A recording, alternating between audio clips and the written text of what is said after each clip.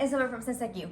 I am the lucky recipient of a goodie box by Zermat. Zermat makes fragrances. They are based in Mexico. So I am super excited to review them, share with you the contents, and see what we have.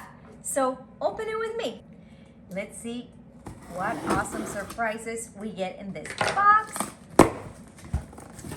I'm excited.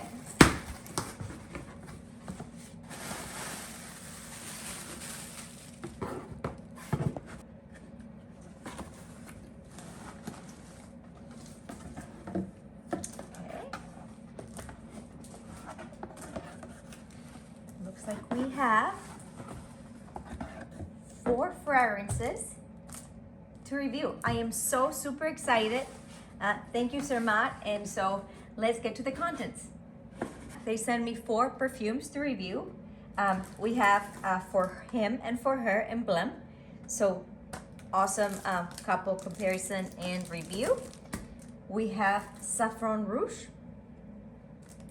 and Eternal Beauty. So I cannot wait to review each and every one of these fragrances and let you know my thoughts.